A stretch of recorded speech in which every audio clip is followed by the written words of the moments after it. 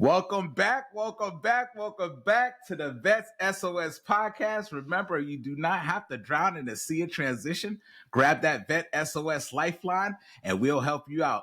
But today, you're going to get the scoop on a phenomenal human being that's here to share with the veteran community. And y'all say, who is this guy named Matt? Guess what? I'm going to give y'all a little bit of scoop on Matt, and then I'm going to let Matt talk about himself. Then we're going to dive into his book, and that's why he's here to share with us of a great guide to an alternative resource for us to consider. Now, Matt is a thought leader at the intersection of psychedelic science and spiritual experience.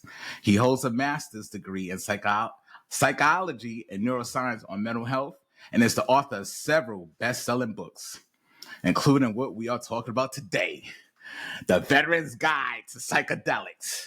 His TED Talk, Psychedelics Are Catalysts, Not Cures, has gone viral with over 1 million views. I watched it twice, so now it's 1,000,002. Matt collaborates with medical professionals and spiritual community to expand access to safe, intentional, and ethical grounds of psychedelic experiences. Ladies and gentlemen, welcome Matt to the scoop. What's going on, Matt? How you doing today? Kings, it is good to be sitting here on the stoop with you, having the scoop. I'm in. This is awesome. Happy to be here. Man, I'm so excited about today because when I looked at the book, so I just want to put the book right here because I know y'all gonna go and get it, right? Because this is what we talk about, right? I'm gonna give y'all the scoop on Matt and his book that's gonna help us out, The Veteran's Guide to Psychedelics. And y'all like, man, what are you talking about, Kings? Don't worry, Matt is gonna share a little bit, but when I looked at the cover, I said, oh, I gotta bust it open because this guy right here needs some alternative information so I can make a better decision for myself. And I know some of my veterans out there, we need resources so we know what other avenues, because some things doesn't help. It doesn't work. So we have to have alternate resources. And Matt has put it together. Like I said, I watched his podcast, his TED Talk, over 1 million views, and it just came out in May, about a month ago, May 5th, I believe. And already elapsed 1 million views. So y'all go check that out as well. But Matt, what's the scoop on you? Let's hear it coming from your mouth. What's the scoop on Matt Z? Oh my goodness, Kings. It is great to be here. It's been a journey. I mean, I kind of stumbled into psychedelics and was like, wow, this just changed the way I look at the world. It completely shifted my relationship and with so many things so quickly. And I wanted to learn more. I went back, got that master's you talked about, started traveling the world, experiencing different psychedelics. And then fast forward a few years, Heroic Hearts Project reaches out and they say, hey, we saw you made a journal on preparation and integration. Can you do one just for the veteran community? We are sending veterans to Central America, to South America, to Oregon, where they can access legal psychedelics. And we want to help them prepare in a language that they understand, regardless of which branch of the military, whether they're active duty or veterans. This works for them, but put it in their language. So I worked with their team at Heroic Hearts. I worked with Ken Weingard, who's a PhD of VA for 20 years, on clinically reviewing this book and making sure that the science is real. And now it's being used all over the world for veterans who are exploring psychedelics. Wow, I appreciate that, Matt, because a lot of information is out there in the world, but as a veteran, we hear it come from this place, we hear it come from that place, but it's no substance behind it, right? It's just a lot of lip chatter. And when I say, hey, come join me on the scoop and let's sit down on the scoop and talk about it, because it's a workbook, actually. I'm like, man, this is another way to reach us veterans, right? Like, hey, I'm going to give y'all a workbook so you can actually write it down and see it in your handwriting, that what stuff do you need for you? How are you going to make yourself better? What are you going to do? And what made you put this book together? I know you said they came to you and spoke to you, but what was that key time when you said, you know what, I want to pay it forward to the veteran community, because they gave a lot to this country. They given a lot to serve. What can I do to help? So what's the scoop on that? Like, why did you actually say, yes, I'm going to agree to put this book together and put a collection of information in here so they can make a good choice? Yeah, and almost every group that I work with, we're always working with veterans. Veterans are finding their way to these different medical experiences. They're finding their way to ceremonial experiences. They're finding their way to retreats. And I've gotten to know a number of them in this process.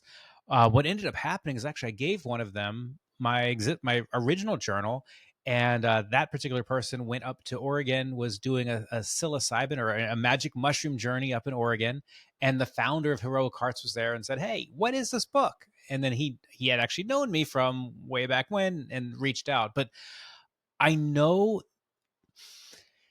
there's you've talked about this, 17 and a half veterans a day are taking their own lives. We've had 7,000 from 9/11 to today, like 7,000 active service members have died. It's an awful number.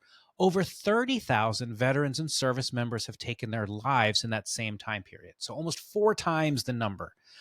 And for those that where prescription antidepressants, anti-anxiety, and talk therapy works, that's great, but it's not working on enough. So I want to help be part of the solution of not taking away what already works, but adding to start helping more people. In this community of veterans, there's a lot of research that kind of lumps veterans with first responders and victims of sexual assault, people who have treatment-resistant PTSD, treatment-resistant depression. We just need more tools, and I'm passionate about it.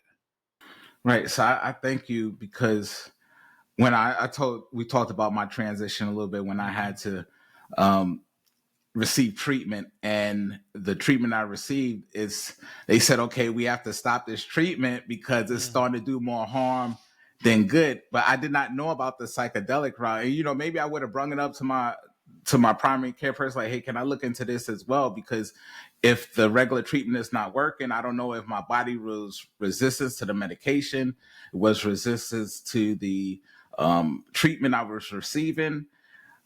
But in 2018, it wasn't well known, and then you talk about in your book essentials of the new explorer, right? The introduction to psychedelics. So if I have when a veteran comes on and watch this recording, they're like, well, wow, I never heard it like this. So for the new explorer, like, can you kind of explain like the psychedelic, like the intro, the psychedelic? Because I know when I was telling you, I was, so I was deployed in Iraq, Afghanistan, and then when I was down in Afghanistan, we was told before we go outside the wild, like, hey, when you go through these poppy seeds and stuff, to make sure that no skin contact, because it's gonna soak into your skin, and then it's because our adversaries, they was on that, we call it KET. They was on that, and it just gave them like superhuman power strength, and we was told, like, look, don't touch it because it get into your system, and then it'll take you on somewhere else. But you did mention in your book that you have like 5 or 6 different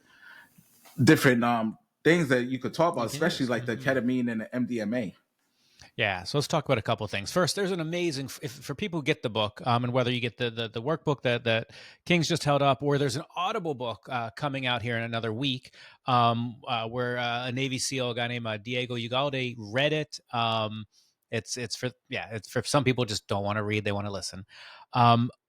The beginning starts with a foreword by a guy named Captain Bob Kaufman, and he's a badass. I mean, he's a psychiatrist. He's worked, it was really instrumental in starting the Intrepid Center of Excellence up at Walter Reed. And he came around and said, we just need more tools. And he saw the power himself of these different medicines. So let's talk about this for a second. You're starting off, you're thinking about, what is it? What are you talking about? Well, first thing I want to get across that we have 50 years of prohibition. So the first thing I thought of was, oh, this is going to hurt me. It could kill me, and I could get addicted. And the reality is, with most psychedelics, when used responsibly or with intention, they are non-toxic, mean they're not going to kill you, and they're non-addictive.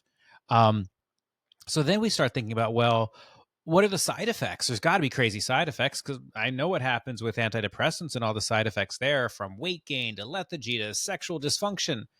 Psychedelics have none of those. So contrary to what we've grown up hearing, just say no, it's going to fry your brain, it's going to lead to addiction. They don't.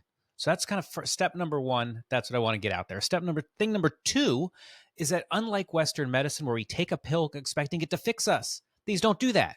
My TEDx talk is, these are catalysts, not cures. So when you take this, it's more of it puts you into a different frame of mind, a different way of being. It removes the shame, the blame, and the guilt engines. It quiets down that inner narrator and then allows us not to numb the symptoms, not to hide that pain, but to go look at it again, understand what was our role, process it differently, and move through it. And that's just a very different treatment protocol than what's done today, which is really about numbing the symptoms and hoping that it goes away over time. So this is more of, we're going to confront it head on and we're going to move through it. And the last thing I'll say is for the newbies, there's kind of a few options. Option one is ketamine. It's legal in all 50 states, and we can do a deep dive, Kings, if you want to.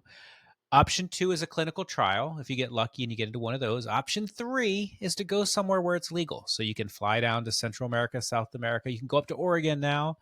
And then option four is there are typically religious or spiritual groups in almost every city across the country. You can find one of them and do it in that type of experience, or an underground therapist experience. But those are the primary ways that veterans are accessing psychedelics today. And we can talk about any or all of that, or whatever is of interest to you, Kings. Tell us where to go. Wow. So you said, so people already been using this for the past couple of years, because I did read in some of your stories of transformation, and the one I found that resonated with me, and you talked about massive weight gain and depression and this. I said, wow. When I was reading about it, I said, that's me.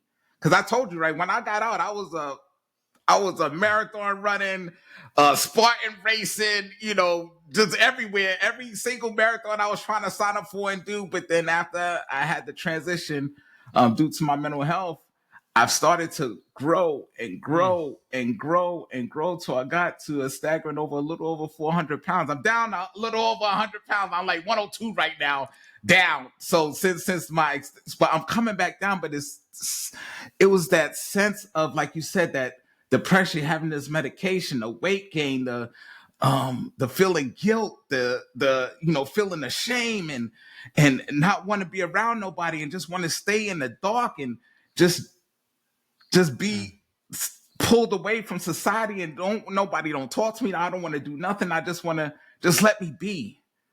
But you talk about, and especially in some of these stories of transformation, and like the one that finding healing and purpose. Yeah, Kings, what you're talking about is a pretty common story. People go from having these very intense camaraderie experiences to a brotherhood, to a sisterhood, to having a lot of responsibility, being given a lot of responsibility, seeing a lot of things, and that whether it's in combat or whether it's in training, the things that veterans see are oftentimes traumatic. And when veterans leave the service, it is natural to have a loss of identity. It is natural because you have more time to start thinking about, what did I do here? What did I see here? And to start having that repetitive thinking pattern occur in the brain. And I can't get out of this loop. And then what you were explaining, Kings, is that for you, it was, I need to stay home. I want to be in the dark. I don't want anyone to talk to. And then we get into unhealthy eating. We're not running our marathons. We're not working out. We're not outside. We're not hanging out with friends. And it becomes this vicious cycle where over and over, it just becomes this loop of, I'm thinking about this. I don't want to go outside. I'm eating too much. I'm not liking how I look. I'm thinking about this. I'm not going outside. Repeat, repeat, repeat. Psychedelics, for those that choose to use them, they can break those repetitive thinking patterns. And they can remind us that I didn't always think about things the way I'm thinking about them at this moment. And we can remember that, oh my gosh, I used to think I was powerful and brave and funny and smart. And wait a minute, I'm just telling myself these stories that I'm not those things. I am worthy. I am loved. I am enough. And with that remembrance, I can remember who I am. So it's not so much about becoming someone else. It's remembering who's always been inside of you and stopping those stories from eating us alive. And that's where I think these tools are so powerful. And any of these tools can work, whether it's ketamine or MDMA or psilocybin, whether it's in a clinic or whether it's in a ceremony or whether it's with a therapist. They can all work if we prepare for them properly and if we put intention into the experience itself, and then if we integrate afterwards. Yes. And you brung up preparing. Mm-hmm. So the mental and spiritual preparation time it's not, like you said, it takes, you have to know your body. Because I know when I was going through my mental health treatment, they was prescribing me medication after medication, and it wasn't working. Like they kept up in the doses. Like, man, like you're not responding. Like it's like your body is just consuming it, but it's not giving us the response that we're looking for. So now I went from one medication to two medications. So it just kept on piling up and piling up and piling up. And my mental health was, I felt I was kept getting zapped, like I was just feeling number and number and number and just. But you talk about in your book on page 55, 58, you said the mental health and spiritual preparation, you have to prepare for this experience. Because that's why, that's what reading through your book is a legitimate experience.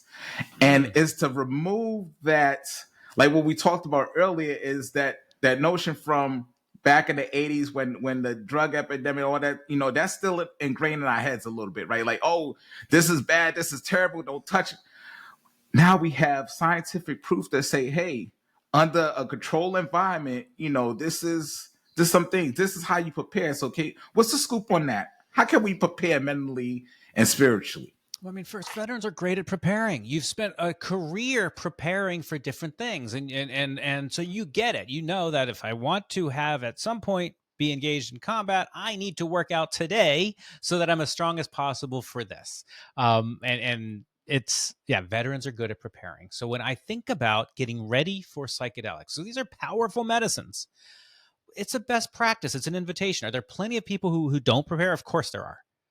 But if we take the time to make sure that I've thought about why now, what is my intention? What would I like to get out of this with no expectation? But why am I doing this? And then have I gotten my body into a shape where it's as pure as possible to take the medicine and let it do its thing? Have I gotten my head into that same place? Those are important steps in the preparation. The other thing about preparing is figuring out what medicine do I want to use and who do I want to give it to me. And so the ceremony in some ways, or the treatment, starts when you're taking back control. I am not handing over my power anymore to someone who's going to tell me, oh, I can fix you. I'm fixing me now. So I'm going to figure out what medicine I want to take. I'm going to figure out who I want to give it to me. And I'm going to figure out how to give myself the support around it. And that's what this book does. It helps us. Okay, I'm going to look at the difference between ketamine and MDMA. I'm going to look at the difference between a medical and a ceremonial. And I'm going to decide, what do I want to do? And I'm going to make sure I'm not surrounded by people who are going to hurt me. And I'm in a safe place. And I'm going to make sure that afterwards I have people there who are going to help me through whatever comes up, so that I'm not just on my own in small town America with no help. There is no right way to do this. There's only the right way for you. And you know best what this is. And this book helps you discover that. Man, wow. Well, I hope y'all writing some of these notes down. Like, you are getting like the scoop from the person, right? Like, y'all are getting the inside scoop, because it's all this stuff.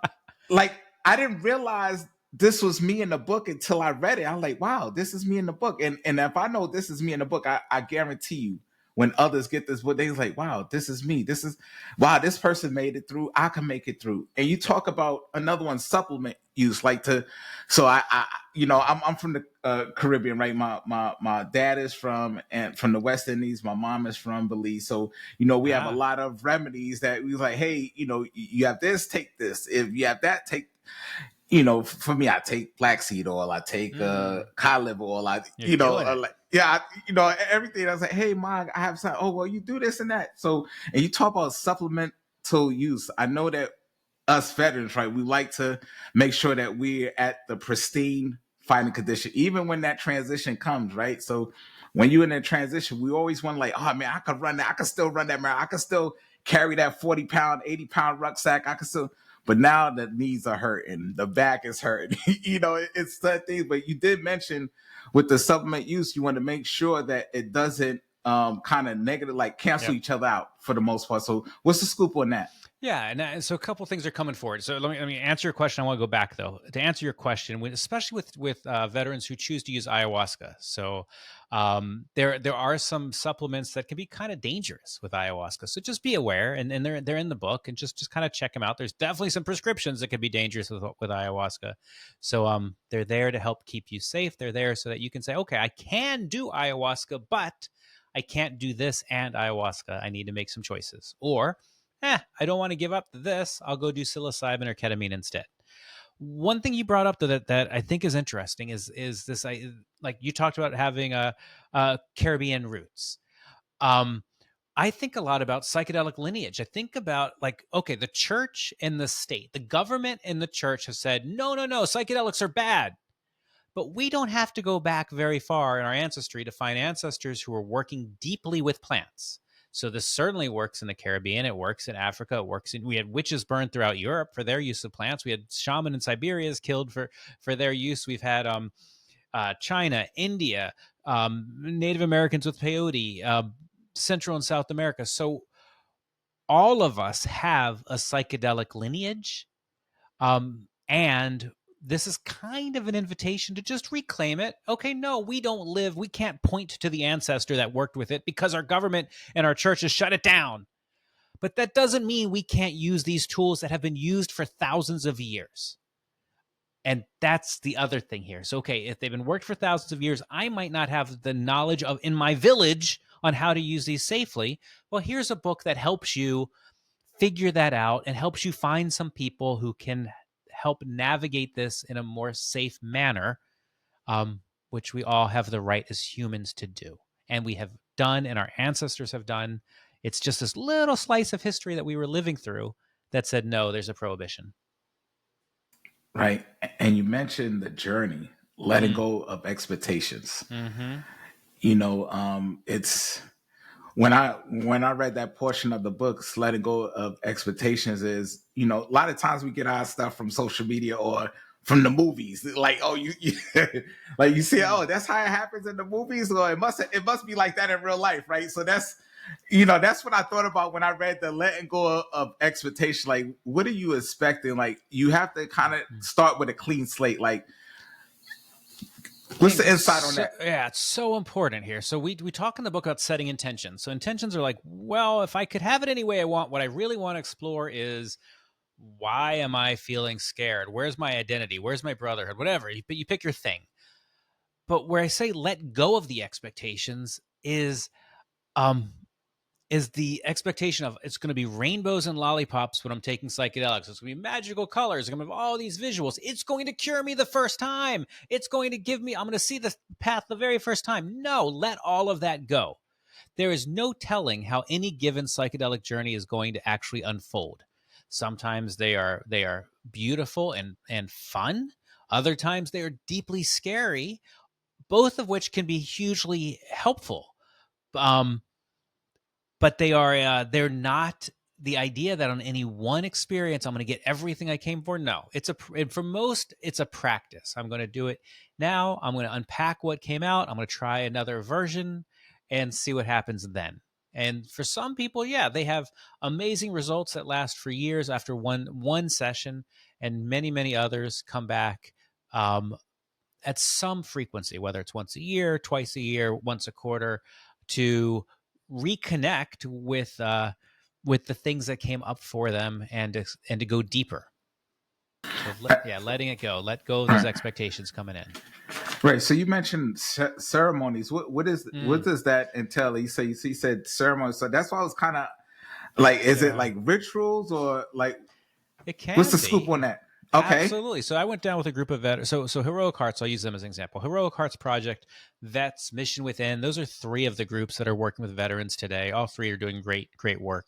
Heroic Hearts has sent a number of veterans down to like Peru and to Mexico, where they're working with healing indigenous healing people down there. So I went with a group to work with two Shipibo, which is a tribe in Peru, healers. and they gave those veterans ayahuasca. We did 3 nights in a row of a Shipibo ceremony. So we were in like a wooden round hut, a mayoka, and then we took the medicine each night. The ceremony started around sundown, and we kind of worked our way back to our sleeping areas, kind of, I don't know, 4 a.m. ish. Those are ceremonies. Others, like if you go to a ketamine clinic, that's more of a medical experience. Now, they can still give you music and an eye mask and a blanket, but they might not. You have to ask for or find the center that works for you, based on that. So I say ceremony because a lot of times veterans go and participate in ceremony for the psychedelic experience, but then they have either therapy or coaching before and after. And it's that process. It's the combination of therapy or coaching with the psychedelic is where we're seeing 70 some percent of people with treatment resistant PTSD and treatment resistant depression emerging without having any diagnosis. And those are incredible numbers. Right. And you mentioned that also in your TED talk too, that the percentage that you have seen have grown by doing the psychedelic route, whether it be the medical version or this, I call it spiritual version, but the one where you go and actually be embedded with, and I think that experience for me, like if I was have to choose one, I would choose the first. Like I want to go, send me to Peru, and I want to be in the middle of the woods. Like, okay, let's really get in and lock in and focus, because it's a lot of things that's untapped resources, right? And I know a lot of veterans, because I speak to them. I speak to them every day, and it's just so much information out there. We don't know where to look. We don't know what to do. We hear this from this place. We hear that from that place, but never in a book that it's like as a workbook too. Like it's kind of like a one-stop shop. If you think about, like, I want to really dive in and get to know like the meaning or the, like, this is another resource. And you talk about integration, right? Because when I was transitioning now, I was like, man, how can I leave the bad parts of the military that I experienced, that I had to transition, but then don't pack it away because I don't want to explode, but like address those concerns, like it was mentioned in the book, like some of the transformation stories, like I put it away, but it wasn't addressed until I had my psychedelic experience where I actually went to the core. When you address it, you got to go to the core, to the center point. Don't just do the surface level. And that's what I got from reading the book. Like, don't look at the surface. You have to go deep inside the inner deep. Is like, what is really going on with you? What's the scoop on that with the integration part? Yeah, I mean, when we carry things around, we bury them, it's still inside of us. We're just letting it fester. We're letting that wound just stay there. A lot of our modern Western medicine is about, like, just keep it down there and let's just not talk about it. And that's not healthy. With this type of medicine, it's let's bring it to the surface. Let's do it. Bring it on. Let's look at it so I can understand it. It happened. It was real. Let's not pretend it didn't happen. It happened. Okay, what was my role in that happening? Okay, that was my role. That was the awareness I had at that moment in time. Now, where am I today? I'm still breathing and I'm still here. And I have the rest of my life in front of me. And I have people who love me and I love other people. And that's what I want to embrace moving forward. And the psychedelics can help us get to that point in our process. The integration piece that I talk about in this book is, okay, I can do this by myself, but it's better done in community. And that community can look like I have a coach or a therapist. I have some loved ones at home. I have some friends. I have a spiritual group. I have some other group. I have an athletic group. I have some people that I'm surrounding myself with that will remind me when I forget that I am enough, that I'm loved, that I'm wanted, that I'm not alone. So the psychedelics give us an inner knowing or inner remembrance. It doesn't give us anything. It helps us remember what's already been there. And then our friends and our family and our loved ones reflect it back when we forget. And then we remember and we can move back on. And hopefully those moments of forgetting become less and less and less. Yes. That's the life satisfaction tracker. Yeah. You put that in your book, the life satisfaction tracker. Like, okay, like it gets you back to that in a sense, the happy place, right? Because I'm just going to speak, I can only talk what I know, right? And that's me. I just kept packing it in and packing it in and packing it in. But that first packet now is all the way at the bottom of that bottle. So guess what? I can't stick my hand in there. So now I got to pull the other stuff I packed in on top to get to the first thing that happened that made me go on that traumatic experience, right? So if we don't, and that's what I was talking about, drilling down to the core, right? It's not that first. It's that if you could go back, or even you could remember the first incident that ever happened to make you start packing it in and don't want to share your story. Because as a military, for me as a military veteran, is when I was going and getting my mental health treatment, I did not share everything because I still wanted to serve. I did not want to be labeled. I did not want to be put to the side. I didn't want none of that. I just wanted to be a senior NCO in the military, doing what I got to do, making sure the mission is accomplished, and keep pressing forward, keep moving forward. My mind's like, I sleep when I'm not breathing no more. Just it was always go, go, go, go, go, go, go, and I figure it out later. Just keep packing it in and keep pressing forward. Kings, I mean, isn't it? I think it's brutal. It's that many active duty soldiers don't get the treatment they need for exactly what you just said. If I do this, there's no way they're gonna let me be continue to be a ranger, be a SEAL, be a this. I'm gonna be labeled, and I'm not gonna be able to do the service that I want to do that got me here to begin with. I can't be Luke Skywalker. I want to be Luke Skywalker, and it's brutal. And we see that at that Intrepid Center in Walter Reed when I was there with Captain Kaufman. It was fascinating. Most of those soldiers who get to go there, and this is for traumatic brain injury and concussion and treatment resistant, they're not raising their hand to like their 19th year, 18th year, and it's brutal. It's very late. That's you. That's what you're saying. Like, that's me. I get it. Yeah, that was me. I was right there.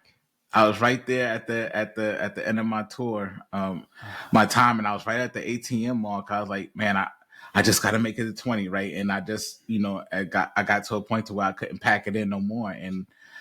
And just like you say, because we want to continue to serve, we want to transition the right way. We don't want that to be a stopping point, or at least I didn't, right? I want to keep serving and serving and serving and serving and not get it cut short by that, because I had so much more to give. So, you spot on. Like you are now knighted as a certified a veteran supporter contributor. I really appreciate it. Could you talk about that creative play, right? Coloring and notebook inside your book. That's one of the other ways that we could go with this process. So you put it in the book. What's the scoop on that? Like, because it's at the tail end of the book, but why did you put it right there at that specific space and time? Yeah, so a couple things, and I want to come back to you though. But I'm gonna answer your question. So, when we take psychedelics, our brain actually gets what's called neuroplasticity. So it's a big word that says we're starting to grow more connections in our brain, and we've made some new connections on this medicine, on this drug. So once that happens, it lasts for about 4 weeks following the psychedelic that we can kind of learn faster. So what we've put in the book is a gratitude journal where just every day take literally 2 minutes to write 3 things that you feel good about and that you're grateful for. And by doing that repetitively for that same 4-week period, we start to reprogram our mind for the positive.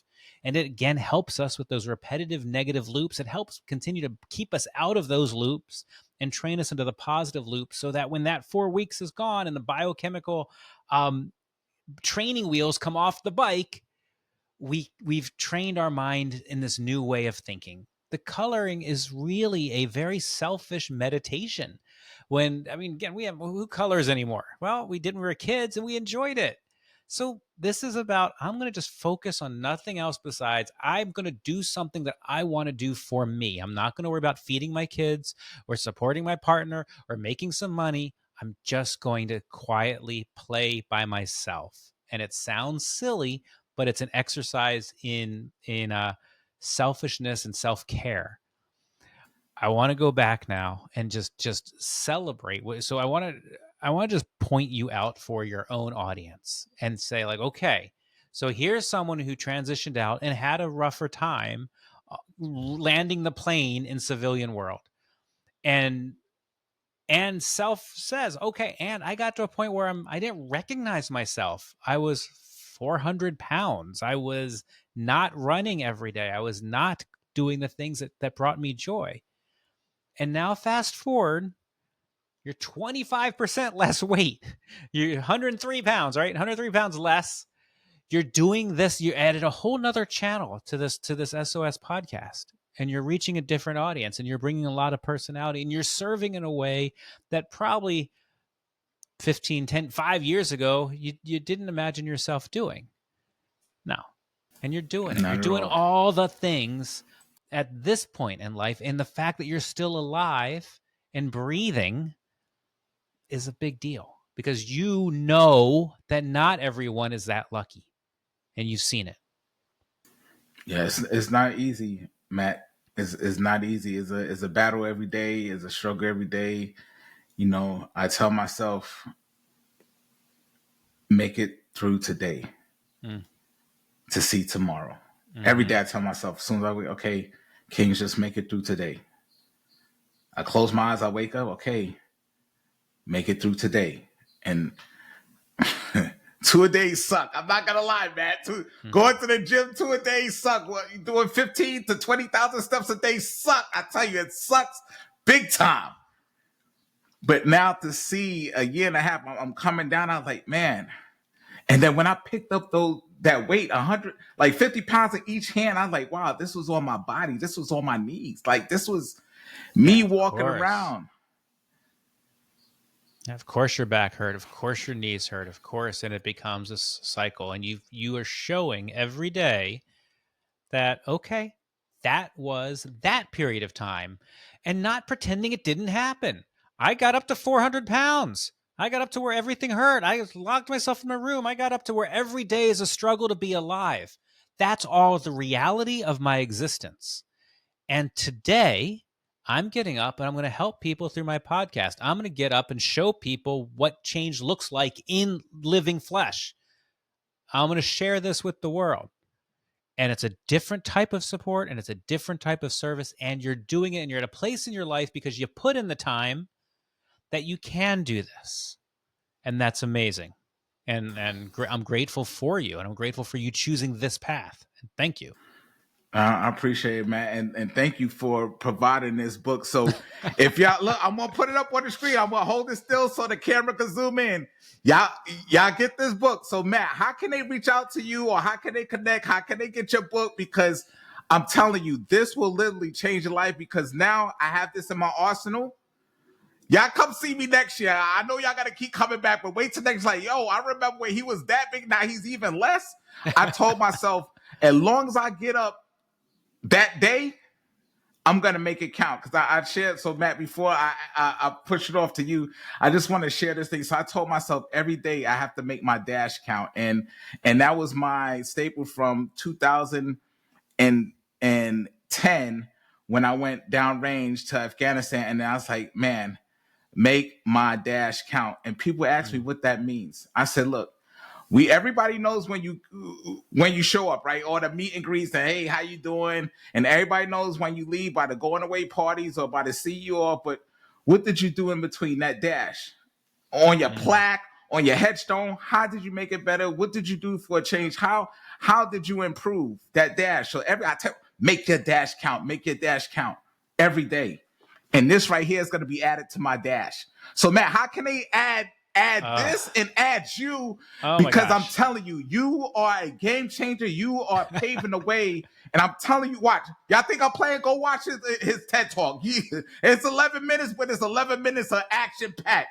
But Matt, how would they get in touch with you? How can they get your book? If you don't mind sharing the information. I will happily share that. I love that. Make your dash count. I'm going to make my dash count every day. It's beautiful. All right. The books are Amazon. The Audible is going to be anywhere that audiobooks are sold. LinkedIn and Instagram are easy ways to get in touch with me. You can go to mattzemon.com. You can send me a message that way. If you're looking for veterans groups that offer scholarships for this type of work, Heroic Hearts Project, Vets, Mission Within, check out their websites. And I'll just talk about Heroic Hearts as just one quick plug for them. Everybody goes on scholarship. So if you can't afford what this costs, they spend about $6,000 per veteran per trip. If you can't afford it, they've got you. They've got your back. If you can afford it, they ask that you put your money in to give a scholarship to someone else.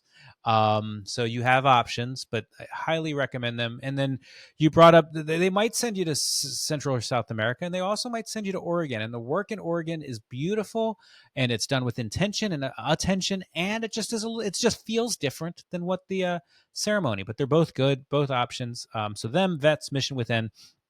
And then, yeah, if I can be of assistance, if you have questions, reach out. I'm happy. What all I'm trying to do is provide information so that you can make the right decision for you. I don't know what's right for you. Nobody knows. You know what's right for you. I'm just trying to help clarify these questions that might come up as you read this book. So I'm here for you. Thank you. And everybody, I know somebody asked me, what does this have to do with transition? Everything. You have to transition. Sooner or later, we have to transition. And when you put this in your arsenal, in your library, it's going to help with that transition. I'm telling you. Because now that I got a hold of it, give me 365 days from now, probably even sooner. But I'm just going to say, just buckle up. Buckle up, everybody.